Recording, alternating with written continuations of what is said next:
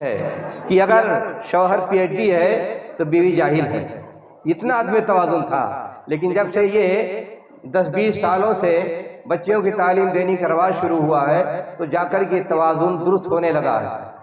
आप बताइए, अगर एक घर में मर्द पढ़े हुए हों, शौहर पढ़ा हुआ हो और पीएचडी का हासिल किए हो, इंजीनियर हो, डॉक्टर हो, और ख़वातीन जाहिल हो या मामूली पढ़ी लिखी हो, तो जिंदगी में बैलेंस कैसे रह सकता है?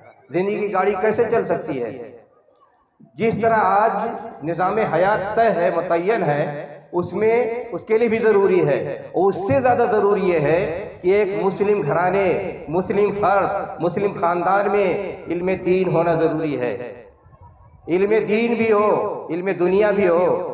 जब दोनों में तवाज़ुन हो, दोनों चीज़ें मिलें, तब जा करके मुस्लिम समाज माशरा के अंदर तरक्की हासिल हो सकती है, दीनी भी दुनियावी भी। एक मुसलमान के लिए दुनिया के हसनात हासिल करना ज़रूरी है और आखिरत के भी हसनात हासिल करना ज़रूरी है। रब्बना आतिना फिद दुनिया हसनतन व फिल आखिरति हसनतन व क़िना रब्बना अज़ाबन नार। ये हमारी ज़िंदगी का सबसे बड़ा स्लोगन है, ये हमारी ज़िंदगी की सबसे बड़ी पहचान है, ये हमारी ज़िंदगी के सबसे बड़ा मकसद है, ये हमारी ज़िंदगी की सबसे बड़ा हदफ है। ये हमारे सामने रहना चाहिए। अगर हम हमारे समाज माशरे में लोग, ख़वातीन, मर्द ज़्यादा से ज़्यादा इल्म हासिल करने, लेकिन अगर इल्म दीन मौजूद नहीं है तो बसा औक़ात यही इल्म, दुनियावी इल्म हमारे लिए बोझ बन जाता है। बसा औक़ात हमारे लिए ही दुनियावी इल्म हमारी दुनिया आखिरत की तबाही का सबब बन जाता है। तो सबसे पहले तक़द्दुम हासिल है, अव्वलियत हासिल है कि हम इल्म दीन हासिल करें। और ख़ासकर मुस्लिम ख़वातीन के लिए इस वक्त ज़्यादा हसास मसला है, कोई इल्म हासिल करें। जिस घर में खातून अगर जाहिल है, बच्चियां भी जाहिल हो सकती हैं, बेटे भी जाहिल हो सकते हैं, लेकिन अगर पढ़ी लिखी हुई हो तो उनका रोल घर में जो हो सकता है वो पूरे घर को ठीक कर सकती हैं। खातून खाना घर की मालकिन हुआ करती है। वो अगर सही रास्ते पर है, सही दीन पर है, सही कल्चर पर है, सही आदत अतवार हैं, सही तौर तरीके हैं, सही निज़ाम है घर का, तब सब कुछ दुरुस्त हो सकता है। लेकिन अगर घर में चिराग इल्म का न जले, घर में इल्म की शमा बुझी हुई हो, तो तारीख के सिवा कुछ नहीं होती है। ऐसे घर में इबाहियत पैदा हो सकती है, ऐसे घर में बिदअत पैदा हो सकते हैं, ऐसे घर में बेपर्दगी पैदा हो सकती है, ऐसे घर में नंगापन पैदा हो सकता है। इसलिए खास तौर पर आज के ज़माने में अगर नई नस्ल की तरबियत करना चाहती हैं, बेहतरीन ढंग से तरबियत करना चाहती हैं, तो उसके लिए ज़रूरी है कि घर की खातून पढ़ी लिखी हो, दीनदार हो। और कुरान करीम ने मिसाली खातून की जो को बताया है, 10-12 सिफात बताए हैं। कानितात, मोमिनात, सालिहात, तय्यबात, साइमात, जाकिरात, वल हाफिज़ीन फुरूजहुम वल हाफिज़ात। ये मिसाली खातून होती है। मिसाली खातून ये नहीं होती है कि आज के ज़माने में कंज्यूमर, बेस्ट कंज्यूमर बन जाए और हमेशा बाजार का चक्कर लगता रहे और क्या सामान्य जिंदगी बेहतर से बेहतर प्रोडक्शन हुआ है और बाजार में सजाया गया है, चल के खरीद के लाए। सबसे बड़ी मुसीबत यही है कि आज जो मिजाज बदलता चला जा रहा है, घरों में जो सुकून इत्मीनान का फुकदान हो रहा है, वहाँ फैशन परस्ती, नए नए मॉडल के बारे में जानकारी, नए नए सामान आते हैं उनके लिए दीवानगी, और हर किस्म के लिए जो दीवानगी पैदा होती चली जा रही है, घर का निज़ाम दराम बराम होता चला जा रहा है। तो मिसाली खातून जो अल्लाह ताला ने करार दिया वो ये नहीं है। या उर्दू में अगर कहें तो एक मिसाली खातून के लिए पहली सिफतें होनी चाहिए, हयादार, दूसरी सिफत दीनदार, तीसरी सिफत शुक्रगुजार, चौथी सिफत वफादार और पांचवी सिफत समझदार। जिस घर में ऐसी खातून मौजूद हो जिनके अंदर ये खूबियां पाई जाएं, वो घर को जन्नत का नमूना बना सकती हैं। हर फर्द के लिए घर के वो उनकी सलीका शिआरी उनके सुकून इत्मीनान का जरिया बन सकती है। रसूल ग्रामी सल्लल्लाहु अलैहि वसल्लम बयान फरमाया, दुनिया कुल्लुहा मता और खैर मताई दुनिया अल मरतु सालिहा। दुनिया सारी एक सामान्य जीनत है, और कहा सबसे बेहतर जो दुनिया में हसीन शय है, सबसे बेहतरीन शय है, सबसे कीमती शय है, वो ये है नेक खातून। नेक खातून का दुनिया में कोई बदल ही नहीं है। अगर नेक खातून किसी घर में मौजूद है तो समझो उसने घर को जन्नत का नमूना बना दिया। और जो मैंने बताई 5 चीजें, ये 5 सिफात किसी भी खातून को मिसाली बना सकती हैं। सबसे पहले हयादार होनी चाहिए। आज समाज माशरा जिस तरह चल रहा है और जिस तरह दुनिया नंगापन की तरफ जा रही है और जिस तरह नंगापन को हर तरफ फैलाया जा रहा है, इस माहौल में किसी मुस्लिम खातून को हयादार रहना उस सबसे कठिन काम बनता चला जा रहा है। हया एक औरत की पहचान है, हया एक औरत की जिंदगी है, हया एक औरत का सरमाया है, हया एक औरत का किरदार है, हया एक औरत की शख्सियत है। अगर हया नहीं है तो कुछ भी नहीं है। रसूल ग्रामी सल्लल्लाहु अलैहि वसल्लम बयान फरमाया, इज़ा लम तस्तही फस्ना मा शि'त, अगर हया नहीं है तो इंसान बेशर्म होकर के कुछ भी कर सकता है। जो एक मुस्लिम खातून की सबसे पहली खूबी, सबसे बड़ी खूबी, सबसे लाजमी खूबी, सबसे जरूरी खूबी है उसके अंदर हया होनी चाहिए। अगर हया मौजूद है तो पर्दा भी रहेगा, हया मौजूद है तो बोलने का सलीका भी रहेगा, हया अगर मौजूद है तो इंसानियत भी रहेगी, हया अगर मौजूद है तो बड़कपन भी रहेगी, हया अगर मौजूद है तो शरफ भी रहेगा, जीनत भी रहेगी। ये हया का काम होता है। तो हया और शर्म वही पर्दा है, वही हिजाब है, अल्फाज का हिजाब है, आंखों का हिजाब है, दिल का हिजाब है, इंसानियत का हिजाब है, मुस्लिम की पहचान है, वही आपका इम्तियाज है, वही आपका तशख्खुस है। तो हया को अख्तियार करना, हया को जेवर बनाना, हया के लिए कोशिश करना और हया को बरकरार रखना समाज की भी जरूरत है, फर्द की भी जरूरत है, इंसानियत की भी जरूरत है और ये इंसान के लिए सारी इंसानियत के सुकून फराहम करने की भी जरूरत है। एक खातून जब इन तमाम खूबियों से आरास्ता होती है तो दुनिया की सबसे मुअज़्ज़ज़ शख्सियत बन जाती है। ये दर्जात, ये मनासिब, ये डिग्रियां, ये कोई काम नहीं आती है। लेकिन अगर एक खातून के अंदर, अगर उसके अंदर सलीका शिआरी है, अगर उसके अंदर हया है, तो याद रखिए वो सबसे बड़ी मुअज़्ज़म हो शख्सियत उसकी बन सकती है और सबसे बड़ी बेहतर खातून बन सकती है। दूसरी बात बता, तो हया के सिलसिले में, हया जब होती है तो एक औरत के अंदर एहतशाम होता है, अजमत होती है, बड़कपन होती है, वकार होती है। अगर गुफ्तगू करेगी तो सुनने वाले मुतासिर होंगे और सर झुका के रखेंगे। अगर हया औरत के अंदर मौजूद है, जहां भी जाएगी, जिधर भी जाएगी, लोग इज्जत करने पर मजबूर होंगे, लोग उसकी शख्सियत को मानने पर मजबूर होंगे, लोग उसके किरदार की मजबूती को तस्लीम करने पर मौजूद होंगे। लेकिन जब हया और शर्म नहीं रह जाती है तो कितनी बड़ी डिग्रियां हासिल कर ली जाएं, लेकिन फिर उसके बाद एक औरत की शख्सियत कुमला जाती है, एक औरत की शख्सियत मुरझा जाती है। हया सबसे बड़ी चीज है। दूसरी बात दीनदारी की है। दीनदारी आप देखिए, अगर दीनदारी मौजूद है, अगर सालिहियत मौजूद है, अगर अच्छाई मौजूद है, अगर नेकी मौजूद है, इन अच्छाइयों की बुनियाद पर, इस दीनदारी की बुनियाद पर एक मुस्लिम खातून अपने बेटों को, अपने बेटियों को, अपने दामाद को, अपने रिश्तेदारों को, अपने घर को, अपने घराने को सरफराज कर सकती है, कामयाब कर सकती है, हिदायत का बाइस बन सकती है। बहुत से ऐसे इशारे मौजूद हैं कि अगर एक कामयाब खातून होती है तो बसा औकात अपने घर को, अपने रिश्तेदार को, अपने पड़ोस वालों को, अपने करीब को, सबको ज़ेवर तालीम से आरास्ता कर सकती है, उनके अकीदे को दुरुस्त कर सकती है, उनके किरदार को दुरुस्त कर सकती है और उनके लिए रहमत बन सकती है। एक दीनदार खातून घर के लिए रहमत है, शौहर के लिए रहमत है, बच्चों के लिए रहमत है, बेटियों के लिए रहमत है, अपने सारे दीनदार रिश्तेदारों के लिए रहमत है। ये दूसरी खूबी हुई। तीसरी खूबी समझदारी। एक खातून को समझदार होना चाहिए। समझदारी आसानी से नहीं मिलती है, बड़े रियाज के बाद समझदारी मिलती है। उसके लिए जरूरत होती है ज़हन की, अक्ल की, तजर्बे की, अच्छे बुरे को समझने की। जब कोई खातून समझदार बन जाती है तो घर के सारे निजाम को दुरुस्त करती है, घर का बजट दुरुस्त कर लेती है, घर के मामलात को दुरुस्त करती है, लड़ाई झगड़ों को निपटा सकती है, मशाकिल को दूर कर सकती है, सारे मसाइल दूर हो सकते हैं। और अगर समझदार नहीं हो तो घर जंग और लड़ाई का मरकज बन जाता है।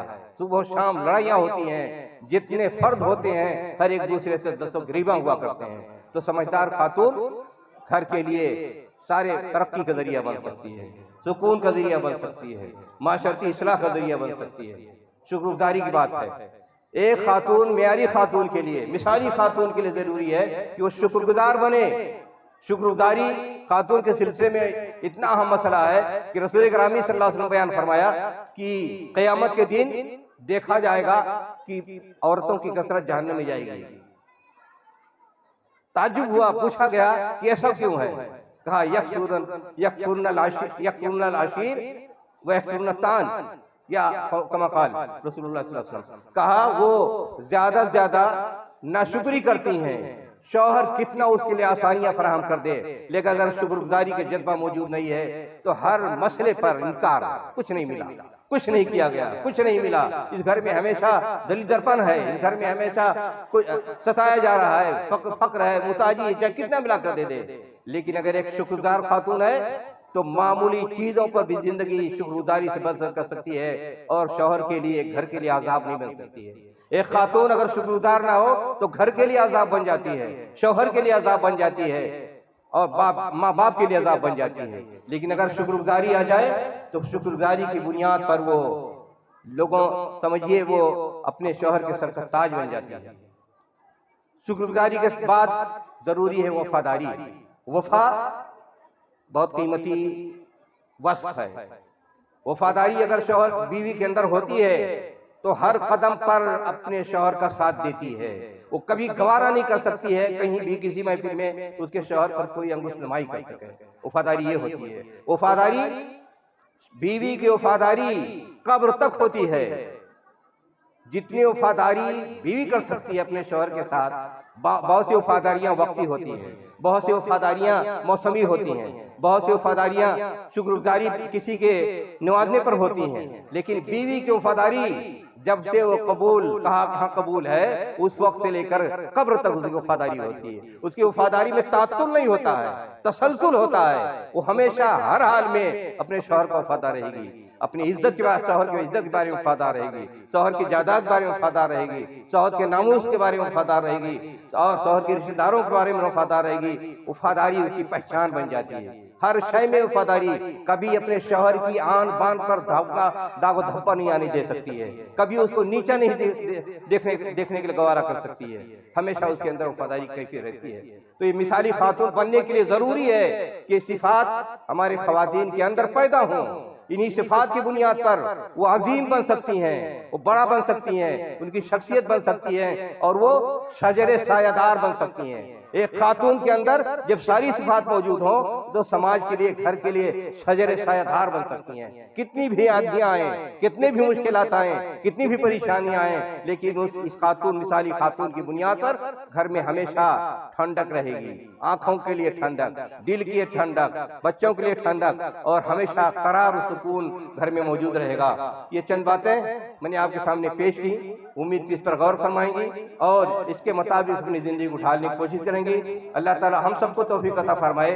अल्लाह ताला ने मुस्लिम खवातीन के सिलसिले में अभी ये मैंने आयत पढ़ी, उसमें दो खातून की मिसाल पेश की कि अल्लाह ताला ने काफिरों के लिए ज़रबल्लाहु मसलन लिल्लज़ीना कफरू इम्राअतन, काफिरों के लिए मिसाल पेश की।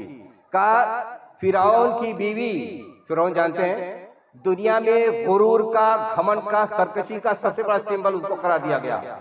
और आज भी और क़यामत तक मिसाल दी जाएगी कि फिरौन सबसे बड़ा सरकश आदमी था, लेकिन उनके घर में खातून जो थी, खातून को अल्लाह ताला ने, उन्होंने हजरत मूसा अलैहिस्सलाम पर वो ईमान लाई तो उसके बाद उनका दर्जा इतना बड़ा करार दिया गया कि फरमाया गया, अल्लाह ताला ने फरमाया कि उनको जन्नत की दुनिया में बशारत दे दी गई और मिसाल बयान कर दिया गया पूरी दुनिया के लिए कि ये मोमिना खातून है और उसके मुताबिक जन्नत में जन्नती औरत बनने की कोशिश करें। रसूल करीम सल्लल्लाहु अलैहि वसल्लम ने फरमाया कि औरत की जन्नत में जन्नती खवातीन की 4 खवातीन सरदार होगी। फरमाया हजरत आसिया, फिरौन की बीवी, हजरत मरियम, उसके बाद फरमाया हजरत खदीजा, हजरत आयशा या हजरत फातिमा का 4 खवातीन होंगी जो जन्नत में तमाम खवातीन की सरदार होंगी। दुनिया में जितनी खवातीन पाई जाती हैं और बड़े बड़े टाइटल दिए जाते हैं, बड़े बड़े उनके नाम लिए जाते हैं, क्या किसी को तौफीक मिलेगी या किसी को एक मौका मिलेगा? बेशुमार डॉक्टर, इंजीनियर, फला फला फनकार, अदीबा कितने मौजूद हैं, लेकिन ये खुश नसीबी किसी को नहीं मिलने वाली है।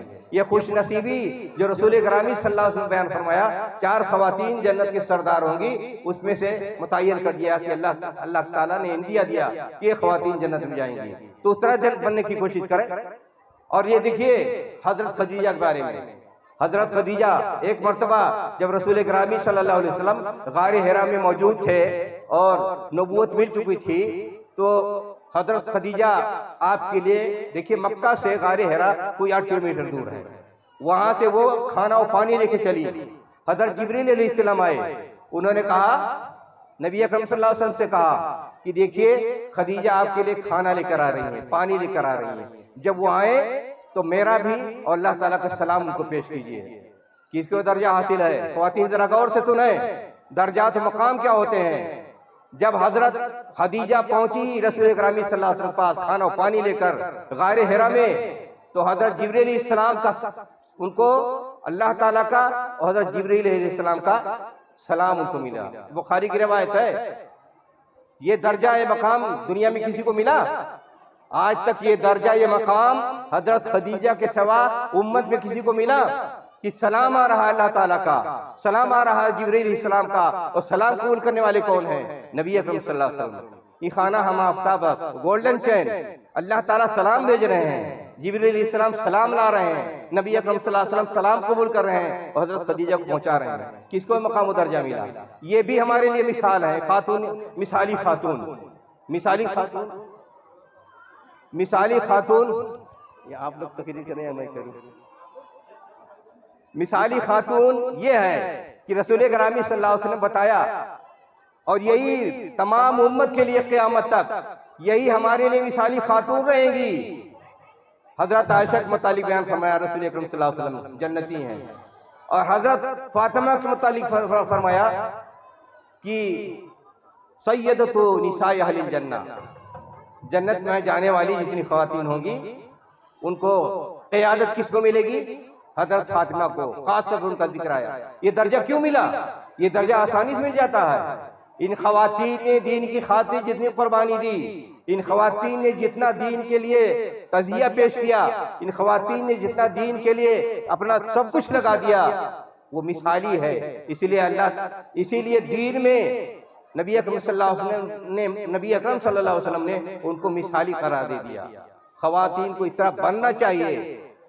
ये जो झमेले हैं आज भाग दौड़ के, इन भाग दौड़ में आज खासतौर पर ख़वातीन ये भूल जाती हैं कि उनका मकाम क्या है, उनका दर्जा क्या है। आज सबसे बड़ा मसला ये है कि ख़वातीन भागती हैं दुनियादारी की तरफ, मद्दा परस्ती की तरफ, फैशन की तरफ, ये सामान चाहिए, वो सामान चाहिए, और ये सब चीजें भागते भागते जब इसमें गुलू होता है तो उसके बाद वो सिर्फ बाजारों का चक्कर, बाजारों का चक्कर, बाजारों का चक्कर। एक मुस्लिम खातून के लिए बेहतर ये होता है, रसूल करामी सल्लल्लाहु अलैहि वसल्लम ने बयान फरमाया और खुद कुरान करीम मौजूद है कि उनके लिए सबसे बेहतर क्या है? घर का सबसे महफूज तरीन जगह उनके लिए होता है।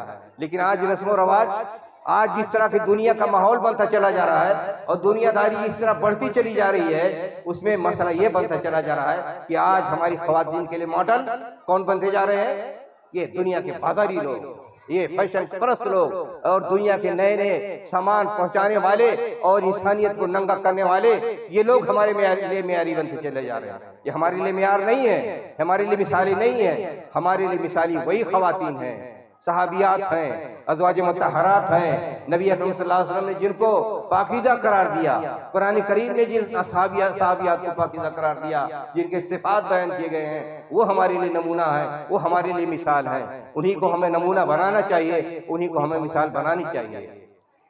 एक मुस्लिम खातून के लिए बहुत से काम होते हैं, लेकिन मर्दों के मुकाबले में उनकी जिंदगी का दायरा मुख्तसर होता है। उनके लिए सबसे ज्यादा काम बेहतर यह होता है कि अपने घर में अपने घर का निजाम दुरुस्त करें। रसूल करामी सल्लल्लाहु अलैहि वसल्लम फरमाया कि एक खातून औरत, मुस्लिम खातून अगर 5 वक्त की नमाज पढ़ती है, अपने शौहर की इताअत करती है, अपने बाल बच्चों की हिफाजत करती है और सही ढंग से रहती है, तो उसके लिए बशारत दी कि जन्नत में दाखिल हो जाए। जन्नत में दाखिल होने के लिए मर्दों को बहुत ही स्ट्रगल करना पड़ता है, उनके लिए बेशुमार अमाल गिनाए गए हैं, लेकिन औरतों के लिए मुख्तसर बता दिया गया। कहा अगर आप अल्लाह की इताअत करती हैं, रसूल की इताअत करती हैं, अपनी इज्जत की हिफाजत करती हैं, घर में बच्चों की निगहदाश्त करती हैं, तो कहा आसानी से आप जन्नत में चले जाएंगे। मुख्तसर जन्नत में जाने का मुख्तसर नमूना। और खवातीन के लिए मैदान कार मुख्तसर है, और इस्लामी निज़ाम, इस्लामी सिस्टम यही है कि आपके लिए मैदान कार मुख्तसर है, थोड़ा सा काम करके आप जन्नत में जा सकती हैं। लेकिन यही दारे कार मुख्तसर है, जिसके बावजूद भी कहा रसूल ग्रामी सल्लल्लाहु अलैहि वसल्लम ने कि जानने में जाने वाली अक्सर औरतें होंगी। फिर हैरत हुई लोगों को, तो बताया 2 वजह बताई। कहा एक वजह यह है कि यकसुरन लान व यकसुरन आशीर, शौहर की नाफरमानी होती है और ज्यादा गाली गुलूज, लान तान, लड़ाई झगड़े सारी चीजें होती रहती हैं। 2 वजह बताई कि 2 वजह से जहन्नम में जाएंगी, और 4 वजह बताई कि उसकी वजह से जन्नत में जाएंगे। चॉइस आपकी है, इंतखाब आपका है। अगर आपको ये पसंद है कि अल्लाह की बारगाह में खुशनुदी हासिल करें, अगर अल्लाह की बारगाह में सुरखरुई हासिल करना चाहती हैं, तो 4 चीजें पसंद कर लीजिए। अगर अल्लाह की बारगाह में नाकामी चाहती हैं, तो 2 चीजें हैं, उस पर जमे रहिए। तो ये जिंदगी हर आदमी के लिए अपने हिसाब से जिम्मेदारियां अल्लाह ताला ने दी हैं। एक मर्दों की जिम्मेदारी और है, मर्दों में पढ़े लिखे लोगों की और है, मालदारों की और है, और बेशुमार जिंदगी को, निज़ाम को दुरुस्त करने के लिए, दीनी बनाने के लिए उनकी जिम्मेदारियां बहुत हैं। लेकिन खवातीन की जिम्मेदारियां मुख्तसर हैं, उन जिम्मेदारियों को पूरा करना जरूरी होता है। एक खातून के मुख्तलिफ दर्जात होते हैं, कहीं वो माँ का रूप अख्तियार करती है, कहीं बहन का रूप अख्तियार करती है, कहीं बीवी का रूप अख्तियार करती है, कहीं खाला का रूप अख्तियार करती है, और ये मुख्तलिफ रूप में वो घर के लोगों के लिए ये रहमत बन सकती है, अगर सही मानों में उसके अंदर 5 क्वालिटी मैंने बताई और सब बताए हैं, वो अगर वो पूरी कर ले जाए। अल्लाह ताला ने औरत को एक शौहर का रूप दिया और फरमाया वल्लज़ी खलक़लकुम मिन अनफुसिकुम अज़वाजन लितस्कुनु इलैहा व जअल बैनकुम मवद्दतन व रहमा। एक खातून जब बीवी की शक्ल में शक्ल अख्तियार करती है, तो उसकी जिम्मेदारी घर में इतनी बढ़ जाती है, और जिस अंदाज से रसूल ग्रामी अल्लाह ताला ने बयान किया है, जो सूरत गरी की है, नक्शा खींचा है कि एक औरत जब बीवी की शक्ल में शौहर के पास जाती है, तो उसके पास 4-5 चीजें बताई। कहा लितस्कुनु इलैहा व जअल बैनकुम मवद्दतन व रहमा। ये आयत में 3 चीजें बताई। कहा जब एक मर्द औरत की जिंदगी सेटअप होती है और मियाँ बीवी के हिस्से से इकट्ठा होते हैं, तो उनकी जिम्मेदारी बनती है कि घर में सुकून हो, तस्कीन हो, फसाद ना हो, उलझन ना हो, सुकून हो, सुकून हो, इत्मीनान हो। और लेकिन ये किसकी जिम्मेदारी है? कुरान करीम में बयान फरमाया कि बीवी की जिम्मेदारी होती है कि शौहर को सुकून पहुंचाए, घर ऐसा मुरतब करे कि शौहर जब घर में आए थका हारा, जिंदगी के बोझ उठाते हुए परेशान होकर आए, तो घर में दाखिल हो, तो घर में दाखिल होते हुए ऐसा लगा जैसे सारी जिंदगी के बोझ उतर गए, गम जितना था खत्म हो गया, उलझने जितनी दूर हो गई, परेशानियां जितनी काफूर हो गई, इस तरह घर बना के रखो। तो सुकून एक बीवी शौहर को पहुंचाएगी, लितस्कुनु इलैहा, शौहर जाएगा, सुकून किससे मिलेगी? बीवी से, ये बीवी की हैसियत से। उस बाद फरमाया वजाला बैनकुम मवद्दतन व रहमा, लेकिन यहाँ मवद्दत आपस में मोहब्बत हो और रहमत हो, कहा दोनों आदमी मिलकर करेंगे, और दोनों आदमी मिलकर के मोहब्बत का माहौल कायम रखें, और दोनों आदमी मिलकर घर में रहमत का माहौल कायम करें। लेकिन सुकून कौन देगा? सुकून बीवी पहुंचाएगी, ये जिम्मेदारी रखी गई है। अंदाजा लगाइए ताबीर, कुरानी ताबीर को देखिए, लितस्कुनु इलैहा। एक शौहर जब आएगा घर में जाए, और घर में पहुंचे तो वो सुकून ऐसा माहौल बना के रखे बीवी, उसको मिले, तसल्ली मिले, गम दूर हो जाए। लेकिन अगर बेसलीका औरत होगी, जिसको ये कुरानी हुक्म नहीं मालूम होगा कि उसकी जिम्मेदारी क्या है घर में, तो वो क्या करेगी? पहुंचते ही घर में अगर शौहर पहुंचा, तो जितने उसके लिए शिकायतें होंगी, सारे शिकायत के दफ्तर खुल जाते हैं, जितनी उसको परेशानियां होंगी, जितनी वो सब बयान शुरू हो जाएगा। वो खुद हारा थकाया, घर में ये चीज मिले। ये बहुत हसास मसला होता है कि एक खातून वो बीवी बन करके कैसे घर को मैनेज करे और कैसे अपने शौहर की जिंदगी को सुकून से भर दे और जब मियाँ बीवी के दरमियान जो कुरान ने मतलब शादी का जो मकसद बयान किया, जब शादी होती है तो ये चीजें मिलनी चाहिए, ये चीजें फराहम करना चाहिए घर में। और यही चीजें अगर मोहब्बत हो, सुकून हो, रहमत हो, जितनी औलाद इस साए में पले बढ़ेगी वो सारे के सारे उनकी शख्सियत बनेगी, वो अच्छे बनेंगे, उनके ज़हन दिमाग सही किस्म के होंगे, वो मेहनती बन सकते हैं, वो कारामद बन सकते हैं। लेकिन जिस घर में शादी के बाद अगर मियाँ बीवी ने ये जिम्मेदारी नहीं निभाई और घर में सुकून नहीं है, घर में रहमत नहीं है। अब 4:30 कह रहे थे, एग्जाम की बात है। हाँ ठीक है, तो ये चंद बातें और भी रूप जो एक खातून के होते हैं, माँ का रूप, बहन का रूप, उस सिलसिले में तफसीलात आई हैं, वो फिर कभी। इतने में अपनी बात मैं खत्म करना चाहता हूँ और आप हजरात से गुजारिश है कि आप आप मुसलमान खातून हैं, आपकी जिम्मेदारी बड़ी है, आपकी जिम्मेदारी अपने घर के लिए है, समाज के लिए है, माशरे के लिए है, मुल्क के लिए है। आप एक मुस्लिम खातून की हैसियत से इस मुल्क में रोल प्ले कर सकती हैं कि यहाँ अमन हो, शांति हो, लोग इज्जत से जिंदगी गुजारें।